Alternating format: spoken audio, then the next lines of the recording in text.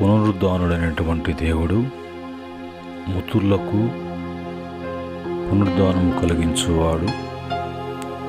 సజీవుడు కనుక ప్రతి ఒక్కరు కూడా సజీవ లెక్కలో జ్ఞాపకం చేసుకున్నటువంటి ప్రభువు నిజంగా తిరిగి మరొక పునరుద్ధానపు ఆదివారపు దినాన వేకువనే ఆయన కృపావాక్యాన్ని మనము ధ్యానం చేయటానికి ప్రభు మనల్ని జ్ఞాపకం చేసుకొని ఈ యొక్క మంచి సమయాన్ని అనుగ్రహించినటువంటి దేవాది దేవునికి కృతజ్ఞతాస్తుతులు చెల్లిస్తున్నాను.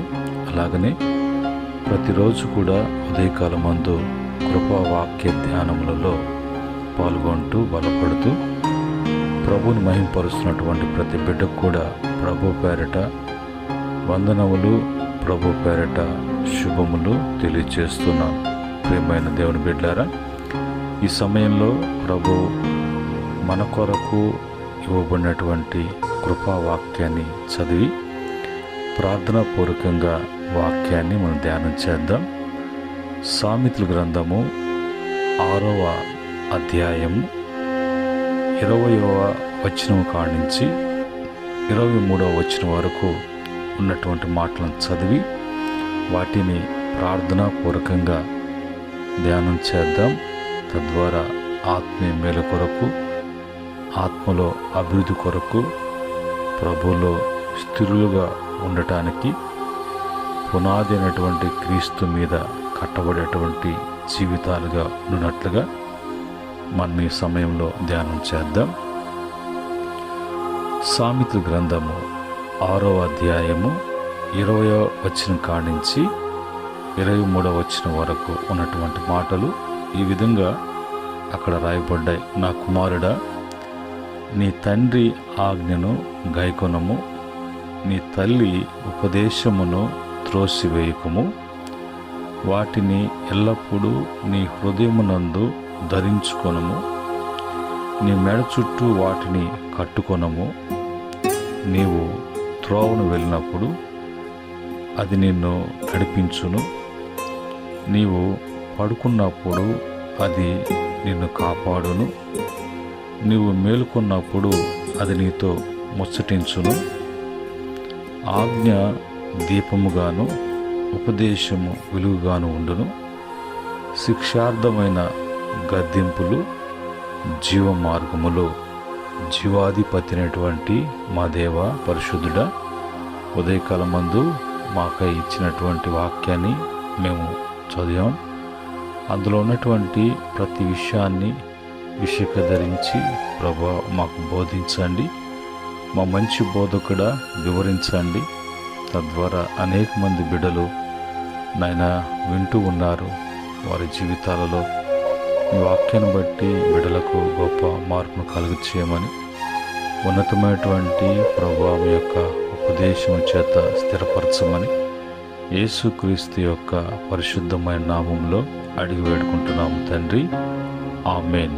ప్రియమైన దేవుని బిడ్డలారా, ఈ చదువుకున్నటువంటి మాటలలో మన జీవితానికి, ఆత్మీయ జీవితానికి, ఆత్మీయ మేలు కొరకు, ఆధ్యాత్మికంగా అభివృద్ధి చెందటానికి మనకు మరి ఏమి అవసరమై ఉన్నది, మన యొక్క క్షేమము కొరకు మనము అన్ని విషయాల్లో కూడా వృద్ధి చెందటానికి దేవుడు మన కొరకై, మనకై ఆయన ఏర్పాటు చేసినటువంటి మరి క్రమం ఏంటి అంటే, దేవుని తర్వాత మనకు ప్రతి విషయాన్ని కూడా బోధించేది, సరిచేసేది, సరిదిద్దేది సేవకుడు. సేవకుని తర్వాత దేవుడు తల్లిదండ్రులను మరి కుటుంబానికి, బిడ్డలకి దేవుడు అనుగ్రహించారు. కనుక తల్లిదండ్రుల విషయం కాడికి వచ్చినప్పుడు తల్లిదండ్రులు మరి వారి మాటలను త్రోసిపుచ్చడం కానీ, వారిని ద్వేషించడం కానీ, వాళ్ళకి లోబడకుండా ఉండడం కానీ, వాళ్ళ యొక్క వృద్ధాప్యంలో నిర్లక్ష్యం చేయటం కానీ, తల్లిదండ్రులకు చూడవలసినటువంటి బాధ్యత ఉన్నప్పుడు అది దేవార్పితము అని తప్పించుకోవడం కానీ, ఆ యొక్క తల్లిదండ్రుల విషయంలో ఎవరైతే నిర్లక్ష్యం చేస్తారో వారి విషయంలో దేవుని యొక్క శిక్ష, దేవుని యొక్క ఉగ్రత మరి భయంకరంగా ఉంటుందని బైబిల్లో ఉన్నటువంటి లేఖనాలలో ఆయా సందర్భాలలో రాయబడినటువంటి మాటలు మనకు తెలుసు. అయితే ఈరోజు మొదటగా మరి తండ్రి బిడ్డ పట్ల బాధ్యత ఏంటి, అలాగనే తల్లి యొక్క బాధ్యత ఏంటి అన్నప్పుడు, తండ్రి కుమారుని ఎప్పుడు కూడా ఆజ్ఞాపిస్తున్నట్లుగా, ఆజ్ఞలో గద్దింపులు ఉన్నట్లుగా, ఆజ్ఞాపించినటువంటి ఆజ్ఞలో సరిచేయటము, సర్దిద్దుకోవటము, మరి సక్రమమైనటువంటి పద్ధతిలో నడవటము అనేది మరి ఆజ్ఞలో ఉంటుంది. ఈ ఆజ్ఞను ఎవరైతే మరి దైవికంగా, ఆత్మీయంగా స్వీకరించటానికి, అనుసరించటానికి ఇష్టపడతారో వారి జీవితాలను దేవుడు బహుగా ఆస్వాదించి వారికి చేసేటువంటి మేలులు కోకొల్లగా ఉంటాయి. రెండవదిగా తల్లి మరి బిడ్డకు ఎప్పుడు కూడా ఉపదేశిస్తూ ఉంటుంది. తను ఎలాగ మాట్లాడాలి, ఎలాగ నడవాలి, ఎలాగ ధరించుకోవాలి, ప్రతిదీ కూడా తల్లి బిడ్డకి అర్థమయ్యే కోణంలో మరి చేస్తూ ఉంటుంది. అలాంటప్పుడు మరి బిడ్డగా ఉన్నటువంటి వారు, బిడ్డలు గైకొనటంలో కానీ, వాటిని త్రోసివేయకుండా ఉండడం కానీ ఉన్నప్పుడు వారు అందును బట్టి వాటి యొక్క ప్రతిఫలం ఏంటో వాళ్ళు అనుభవిస్తారు. అందుకని ఇక్కడ, నా కుమారుడా, నీ తండ్రి ఆజ్ఞ గైకొనము, నీ తల్లి ఉపదేశమును త్రోసివేయకము.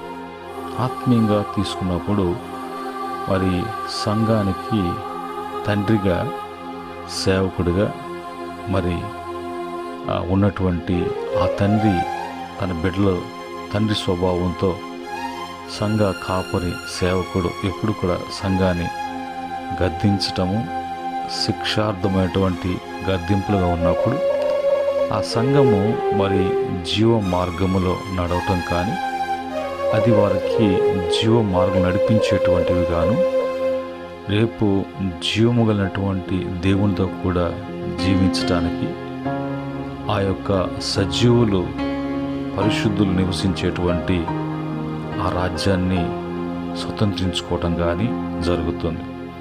రెండు, దైవికంగా, ఆత్మీయంగా తీసుకున్నప్పుడు తల్లి అనేది సంఘము.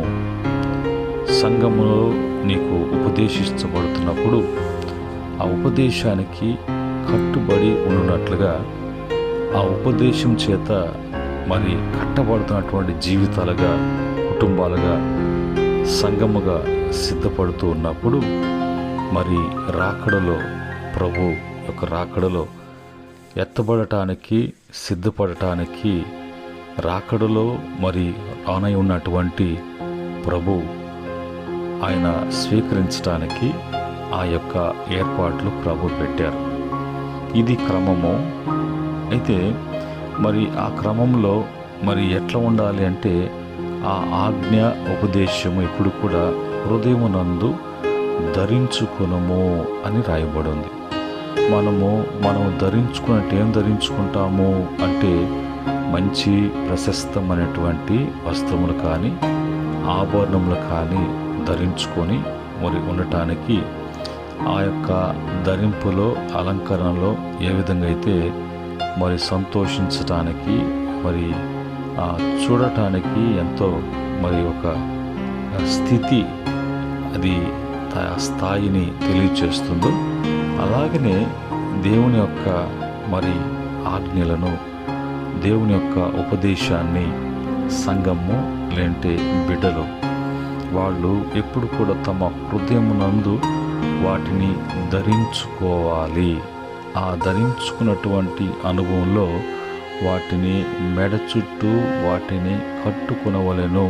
ఆ దినాలలో మామూలుగా మరి పూర్వీకుల కానించి కొన్ని మరి ఆభరణాలు ధరించుకునేటప్పుడు అప్పట్లో ఉన్నటువంటి దీన్ని బట్టి వాళ్ళు ఏ విధంగా వాళ్ళు ధరించుకునేది విధానం మనకు తెలుసు. అలాగా మరి ఉండాలని ఆ క్రమములో నీవు ఎప్పుడైతే వస్తావో, ఆ క్రమములో ఎప్పుడైతే ఉంటావో, నడుచుకుంటావో, అందును బట్టి నీవు త్రోవను వెళ్ళినప్పుడు ఆ ఆజ్ఞ ఉపదేశము నడిపించును.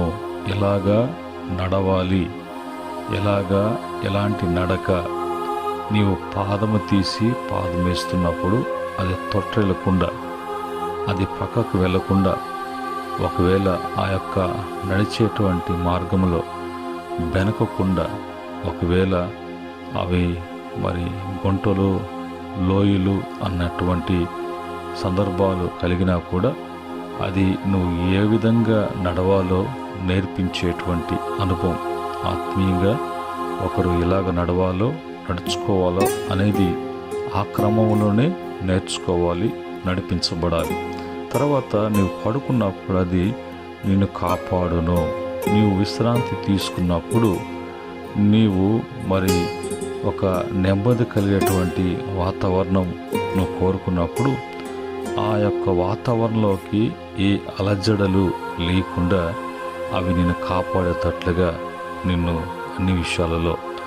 మూడవదిగా నీవు తిరిగి మేలుకున్నప్పుడు నువ్వు ఒక ఆలోచనకు, లేదంటే ఒక ప్రయాసానికి, లేదంటే ఒక నిర్ణయానికి వచ్చినప్పుడు, ఆ విధమైనటువంటి ఉద్దేశంతో ఉన్నప్పుడు ఆ ఆజ్ఞ, ఆ ఉపదేశము నిన్ను ముచ్చటించును అని రాయబడింది.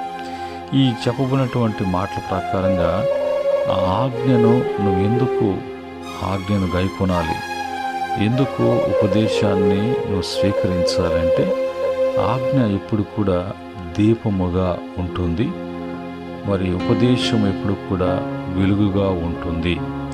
ఈ క్రమంలో మరి ఇది నీకొక శిక్షార్థమైనటువంటి గద్దింపులుగా, నీకు శిక్షణ ఇచ్చేటువంటి ఒక క్రమముగా అది నిన్ను జీవమార్గం నడిపించడానికి ఇవి నీకు అవసరమై ఉన్నవి. లోకములో మనము అనేకమైనటువంటి వస్తువులను, సామాగ్రిలను మనం తీసుకొని మనకు ఇంటికి కానీ, ఒంటికి కానీ, అలంకరణకు కానీ, ఆకర్షణకు కానీ, సంతోషానికి కానీ, ఆడంబరాలకు కానీ ఎలాగా మనం ఇష్టపడి వాటిని కొనుగోలు చేస్తామో, అలాగనే ఆత్మీయమైనటువంటి మన ఆత్మలను మరి రక్షించబడి మన యొక్క దేహములో విషయంలో ఏ విధమైనటువంటి బలహీనతలు చోటు చేసుకోకుండా మరణంలో నుంచి జీవములోకి దాటించబడినటువంటి మన యొక్క స్థితి, ఆత్మీయ స్థితి ఎప్పుడు కూడా మెరుగుగా ఉండాలి. కానీ అది మరి మందముగా, బద్ధకముగా, అది ఎందుకు పనికినటువంటి జీవితాలు కాదు. మనమంతా కూడా మరి ప్రభు బిడలముగా మనము శ్రేష్టకరమైనటువంటి స్థితి ప్రభు మనకు అనుగ్రహించారు.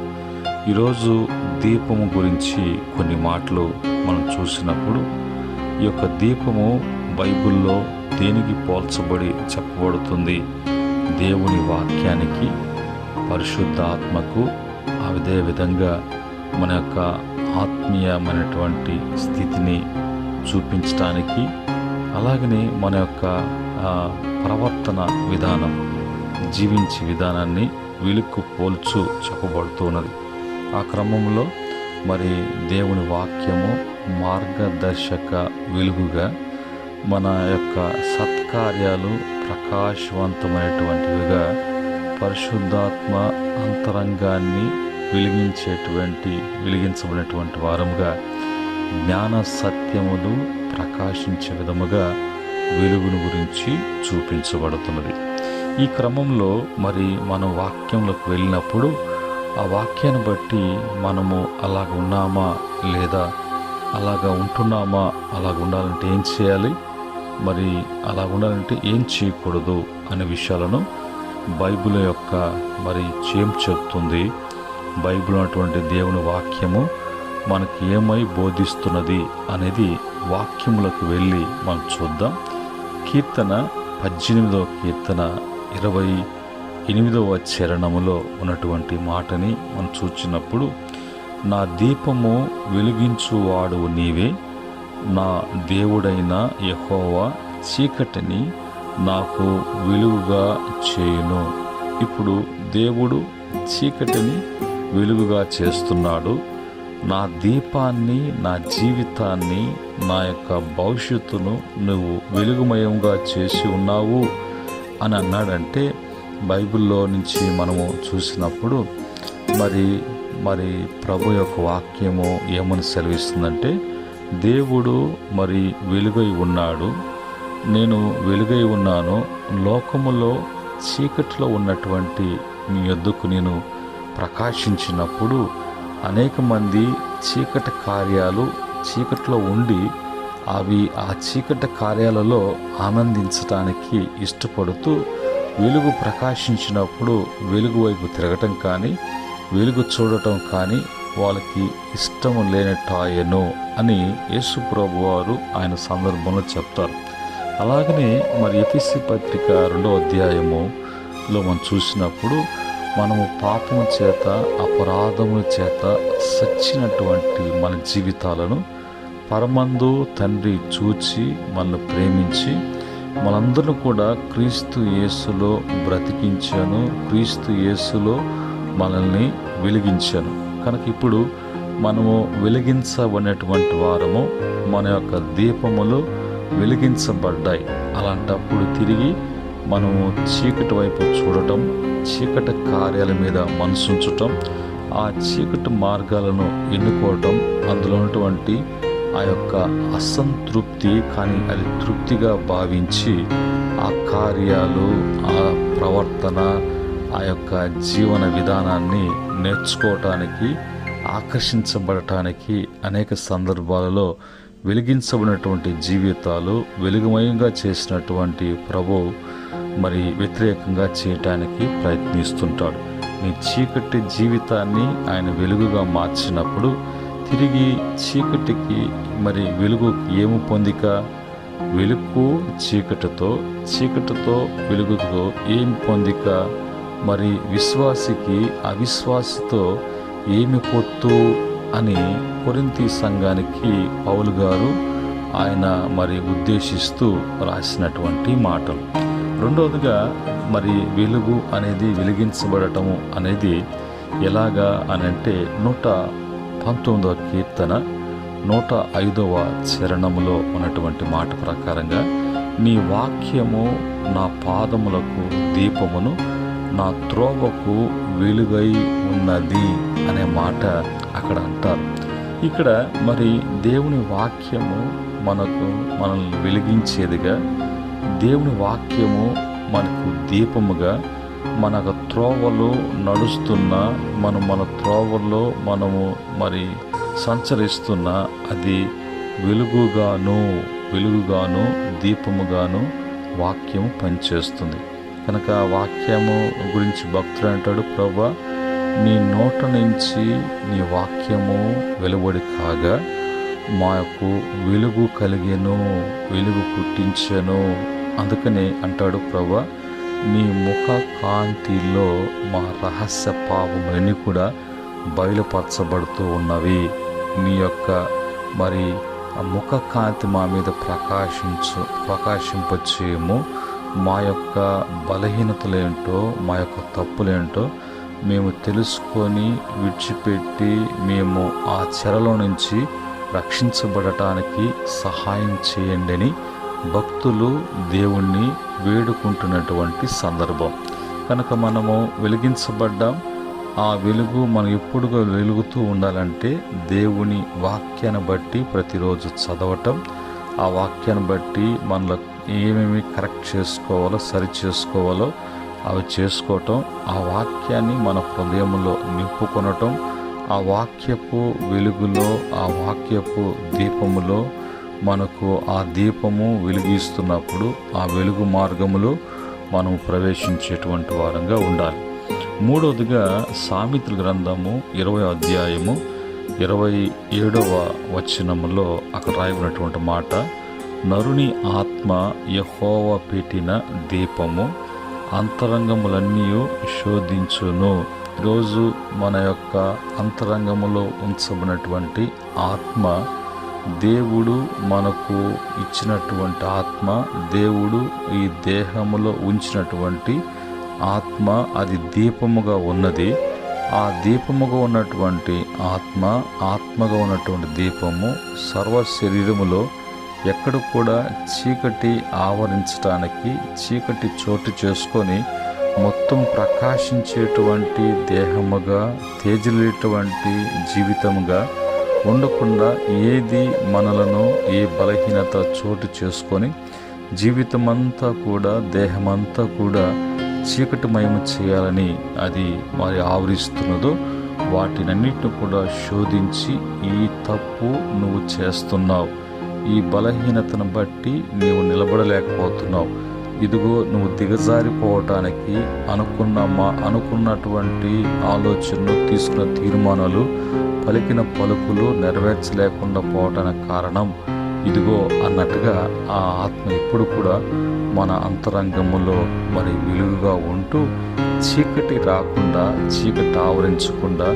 వచ్చిన ఆకర్షించిన ఆ యొక్క సూచనలు కలిగిన వెంటనే అది శోధించి అందులోంచి బయటికి రావటానికి సహాయం చేసేటువంటి ఆత్మ, నరునికి దేవుడు పెట్టినటువంటి దీపముగా ఉన్నటువంటి ఆత్మ. ఇవన్నీ కూడా మనము అనుసరించాలి, తెలుసుకోవాలి. ఆ విధంగా మనము జాగ్రత్త చేసుకోవాలి. మరి 4వదిగా చూసినప్పుడు మనం ఇప్పుడు చదివాం, సామెతల గ్రంథము 6:23 ప్రకారంగా, ఎప్పుడు కూడా ఆజ్ఞ అనేది దీపముగా నీకు పనిచేస్తుంది. ఉపదేశం ఎప్పుడు కూడా నీకు వెలుగులో ఉండటానికి, నీ జీవితము వెలుగుమయముగా ఉండటానికి మరి ఆ విధంగా సహాయం చేస్తుంది. ఈ క్రమంలో అది నీకు ఒక శిక్షణ, అది శిక్షార్థమైనటువంటి గద్దింపులుగా ఉంటాయి. అయితే అందులో జీవం ఉన్నది, ఆ మార్గంలో జీవం ఉన్నది. ఆ నడిచేటువంటి మార్గం నీకు జీవ మార్గంగా ఉండాలంటే ఇవి నీ జీవితంలో తప్పక అవి ఉండాలి. అందుకని భక్తుడైనటువంటి దావీదు గారు అంటారు, ఏమనంటారంటే, నీతిమంతులను కొట్టుట, గద్దించుట అది నాకు తైలాభిషేకము, అది నాకు అభిషేకము. అట్టి మంచి క్రియలు నేను త్రోసిపుచ్చుకోను. నాకు కావాలి అలాంటి హెచ్చరికలు కావాలి, అలాంటి గద్దింపులు కావాలి, అలాగా మరి సరి చేసుకున్నటువంటి అలాంటి మాటలు నాకు కావాలి, అలాంటి శిక్షణ నాకు కావాలి. అలాంటి ఉన్నప్పుడు అప్పటికప్పుడు నేను సరి చేసుకోవటానికి, ప్రభు దృష్టికి నేను మరి యథార్థవంతుడిగా ఉండటానికి, నా హృదయంలో మరి ఏ పాపం చేయటానికి, పాపం లక్ష్యం చేయటానికి అవకాశం లేనట్లుగా వాటిని ఖండించి, గద్దించి, వాటిని జయించి, వాటితో పోరాడి, వాటిని తరమకొట్టేటువంటి మరి ఆ కృప నాకు కావాలి అంటే నాకు నీతిమంతులు గద్దించుట కానీ, వాళ్ళు కొట్టుట కానీ నాకు ఎంతో ప్రయోజనకరము అంటారు. తర్వాత మరి 5వ మాటకు వచ్చినప్పుడు, సామెతల గ్రంథము 13:5 ప్రకారంగా, నీతిమంతుల వెలుగు తేజరిల్లును. నీతిమంతుడు మరి లోకములో ఒక వెలుగుగా ప్రకాశిస్తాడు. ఆ నీతి అనేటువంటి దీపములో ప్రకాశిస్తున్నటువంటి వాడుగా ఉంటాడు. అయితే భక్తిహీనుల యొక్క దీపము ఆరిపోతుంది. భక్తిహీనుల్లో భక్తి లేదు కదా, భక్తిహీనుల్లో విశ్వాసం లేదు కదా, భక్తిహీనుల్లో భయం లేదు కదా, భక్తిహీనుల్లో బుద్ధి లేదు కదా, భక్తిహీనుల్లో ఎప్పుడు కూడా దుష్కార్యము చేయటానికి, దుర్మార్గపు పనులతో నిమగ్నమై అందులో అతను మరి ములుగు తేలుతూ నానుతున్నటువంటి ఆ పాపిష్టి జీవితాన్ని కోరుకుంటూ ఉంటాడు. కాబట్టి అలాంటి వారు యొక్క దీపము, అలాంటి భక్తిహీనతతో కూడినటువంటి దీపము, ఆ దీపములో ఏ విధంగా అయితే మరి ఉండవలసినటువంటి వెలిగించడానికి కావాల్సినటువంటి ఆ ఆయిల్ ఉండదో, మరి ఆయిల్ లేనప్పుడు అది బుడ్డిగా ఎలుగుతూ మినుకు అంటూ ఎలుగుతూ అది ఆయిల్ లేని కారణాన్ని బట్టి ఆ యొక్క ఒత్తి ఆయిల్ లేదు కాబట్టి మరి వెంటనే అట్లాగా మరి మినుకు అంటూ ఆరిపోతుందో అలాగనే భక్తిహీనుని యొక్క జీవితము అలాగుంటుంది అనేది దేవుని వాక్యము మనకి తెలియచేస్తున్నది. అలాగనే మన జీవితాలలో 6వ మాటగా మరి ఏమని రాయబడిందంటే, మనుషులు దేవుడు వెలిగించినటువంటి జీవితము వెలుగు జీవితం కనుక అది సాక్షాత్ జీవితం, సత్కార్యములతో సత్యములో అనుసరించేటువంటి మంచి ప్రవర్తనతో కూడినటువంటి జీవితం జీవించటమే వెలుగు జీవితం. ఎవరు కూడా మరి ఒక మనుష్యుడు దీపాన్ని వెలిగించి కొంచెం కింద దాన్ని పెట్టుకోడు కదా, అలాగ పెట్టుకుంటే ఆ వెలుగు ఎలాగా మరి ప్రకాశిస్తుంది. మరి ఆ ప్రాంతమంతా కూడా వెలుగుమై కావాలంటే వెలిగించినటువంటి దీపము అది కొంచెం కింద కాదు కొంచెం పైన పెట్టాలి అన్నట్లుగా అది మనిషి యొక్క ఆత్మీయ స్థితిని, మనిషి యొక్క మరి క్రియలు సత్క్రియలు సత్యం అనుసరించి జీవించే జీవితము అనేది వెలుగు జీవితం. మన ప్రవర్తన లోకమంతా చూస్తుంది, మన మాట తీరు, మన ఆత్మీయ స్థితి, విశ్వాస జీవితం, భక్తి జీవితము అనేక మందికి అది వెలుగుగా వాళ్ళ మీద ప్రకాశించాలి. ఆ వెలుగుకు వాళ్ళు ఆకర్షించబడినటువంటి ఆ జీవితాలు, ఆ హృదయాలు ఆ యొక్క మరి బిడ్డల యొక్క దేవుని వైపు చూసి ప్రభువుని మహింపరిచేటట్లుగా మీరు లోకానికి వెలుగై ఉన్నారు అని యేసు ప్రభు వారు మత్తయి సువార్త 5వ అధ్యాయం 15వ వచనంలో చెప్పబడినటువంటి మాట. చివరిగా వచ్చిన తర్వాత చివరిగా వెలుగును గురించి చూసినప్పుడు మత్తయి సువార్త 6వ అధ్యాయము 22, 23 వచనం ప్రకారంగా, దేహమునకు మరి దీపము కన్నే, నీ కన్ను తేటగా ఉన్న ఎడల నీ దేహమంతా కూడా వెలుగుమయమై ఉండును అని రాయబడింది. కనుక మరి చివరిగా మనకు వెలుగు ఏంటంటే ఈ యొక్క కన్ను దేహాన్ని మొత్తానికి కూడా అది మరి వెలుగుగా ఉన్నది. ఈ కంటితో ఏమి చూడాలి, ఏమి చూడకూడదు, ఏమి చూడకుండా నిబంధన చేసుకొని అది నిబంధనతో దేవునికి ప్రతిష్ఠించబడినటువంటిదిగా మరి జాగ్రత్త కలిగి మరి ఉన్నప్పుడు దేహం ఎప్పుడు కూడా వెలుగుమై ఉంటుంది. దేవుని యొక్క ఆత్మ మరి దేవుని యొక్క మరి అభిషేకము, దేవుని యొక్క మరి కృప మరి మనలో ఉండునట్లుగా నివసించున్నట్లుగా ఆ విధంగా మనం ఎప్పుడు కూడా ఈ దేహముతో ఏ పాపము చేయకుండా, ఈ దేహముతో ఏ అపరాధములకు పాల్పడకుండా మరి శరీరాన్ని బట్టి ఆత్మని జయించటం కాదు, కానీ మరి మనం ఆత్మను బట్టి శరీరకాలను జయించి, శరీరము మట్టిలోంచి తీయబడింది, అది మన్ను, ఎప్పుడు కూడా భూ సంబంధమైనటువంటి వాటి మీదే మనసు పెట్టడానికి ఈ దేహం ప్రయత్నం చేస్తుంది. ఆత్మ దేవుని యొద్ద నుంచి మనకు ఇవ్వబడినటువంటిది, పెట్టబడినటువంటిది. ఇది పరసంబంధమైన వాటి మీదే మనసు పెడుతూ పరసంబంధమైన వాటి మీదే ప్రేరేపణ కలిగిస్తున్నప్పుడు ఆత్మ శరీరం ఆత్మకు ఎప్పుడు కూడా పోరాటమే. కనుక నువ్వు ఆత్మీయంగా ఆత్మతో శరీర కార్యాలు జయించాలి అన్నప్పుడు, ఆ జయించినప్పుడు ఆ కన్ను అది నీ దేహానికి వెలుగుగా ఉంటుంది. నీ యొక్క ఆత్మీయ మనోనేతను తెరిపించబడినప్పుడు ఏది సత్యమో ఏది అసత్యమో అనేది నువ్వు గ్రహించగలవు. ఆ క్రమంలోకి రావాలి అంటే 119వ కీర్తన 9 నుంచి 11 వరకు, ప్రభా నీ ఎదుట నేను పాపం చేయకున్నట్లు నా హృదయంలో నీ వాక్యాన్ని ఉంచుకుని ఉన్నాను అని అంటాడు. కనుక ఈ వాక్యం మనలో ఉన్నప్పుడు, ఆ వాక్యాన్ని మనలో ధ్యానం చేస్తున్నప్పుడు, ఆ వాక్యపు వెలుగులో మనం ఉన్నప్పుడు మనకు ప్రతిదీ కూడా మరి అంతా కూడా మనకి మంచిగా కనిపించటం, మంచి వాటిని చూడటము, మంచి వాటినే మనం స్వీకరించడం జరుగుతుంది. అలా కాకుండా ఉంటే ఈ శరీరము లోకంలో ఉన్నటువంటి మాయతో కూడినటువంటిది. రకరకాలైనటువంటి ఆకర్షణలు, ఆడంబరాలు, ఆశలు, మరి దురాశలు అన్నిటిని కూడా మరి ఈ యొక్క కంటి ద్వారా లోపలికి ప్రవేశించి ప్రతి అవయాన్ని టోటల్గా నీ యొక్క దీపాన్ని ఆర్పివేయటానికి, అది దాని యొక్క కార్యాలు, చీకటి కార్యాలు ప్రబలము కావటానికి అది ప్రయత్నం చేస్తుంది. కనుక దేవుని యొక్క వాక్యము, దేవుని యొక్క ఆత్మ, దేవుని యొక్క సన్నిధి ఎప్పుడు కూడా మనల్ని విడిచిపెట్టకుండా, మనం విడిచిపెట్టిపోకుండా, అవి మనల్ని విడిచిపెట్టకుండా ఉండినట్లుగా ఎప్పుడు కూడా మనకి అవసరము. ఆజ్ఞ అవసరము, గద్దింపు అవసరము, ఉపదేశం అవసరము.